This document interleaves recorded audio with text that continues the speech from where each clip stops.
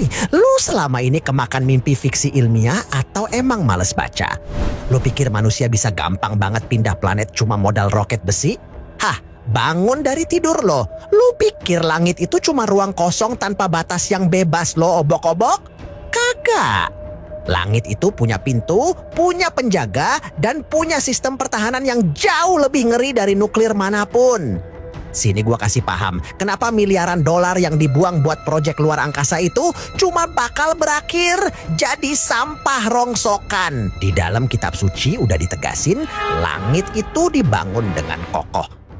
Bukan cuma ruang hampa, tapi ada 7 lapis yang masing-masing punya gerbang. Lu tahu nggak kenapa jin aja dilarang lewat buat dengerin berita langit? Mereka dikejar sama panah api yang menyambar.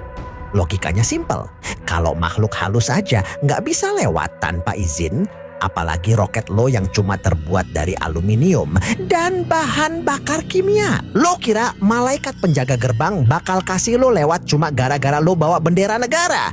Pikir, lo sering lihat komet atau meteor jatuh terus lo bilang, wah cantik ya? Hah, norak lo. Lo tahu nggak apa yang sebenarnya lo lihat itu? Dalam kacamata langit, itu bukan sekadar batu ruang angkasa yang nyasar. Itu adalah Shihab, panah api yang dilemparkan buat ngejar jin-jin pembangkang yang coba-coba manjat ke langit buat nyolong dengar rahasia takdir. Sains bilangnya itu gesekan atmosfer, tapi kenapa lintasannya selalu menghujam dengan sudut yang spesifik? Itu adalah auto defense system milik langit. Yang lo bilang bintang jatuh itu sebenarnya eksekusi mati buat para penyusup. Sekarang kita bicara sains biar lo nggak bilang gua cuman ceramah.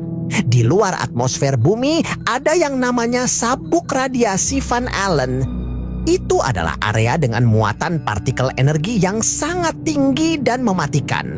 Secara ilmiah, radiasi di sana bisa ngerusak sel manusia dalam sekejap kalau pelindungnya nggak kuat. Sains modern sampai sekarang masih bingung gimana caranya manusia bisa selamat nembus itu tanpa dapat efek radiasi permanen. Langit kita itu punya perisai magnetik yang didesain buat ngurung lo di bumi, bukan buat lo bebas keluyuran. Nah, ada hal yang jarang lo tahu.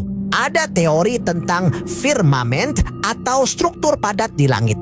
Bahkan beberapa penelitian menunjukkan adanya konsentrasi air yang sangat masif di luar angkasa sana. Ingat kisah banjir besar zaman Nabi Nuh?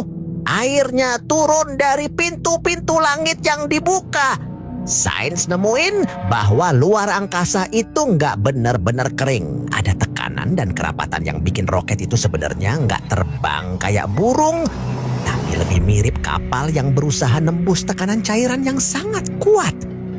Itu kenapa gesekannya bisa bikin panas ribuan derajat. Jadi masih percaya narasi kolonisasi Mars?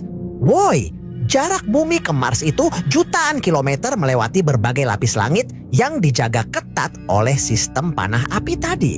Manusia itu makhluk terestrial didesain buat hidup di bumi dengan tekanan 1 atmosfer.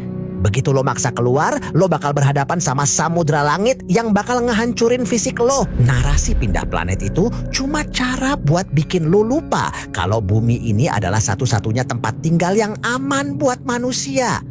Mereka cuma jualan mimpi. Ingat ya, langit itu bukan tempat bermain. Itu wilayah suci yang dijaga. Pas lo denger berita roket meledak atau misi gagal, itu bukan cuma kesalahan teknis, tapi itu jawaban kalau lo emang gak dikasih izin buat lewat.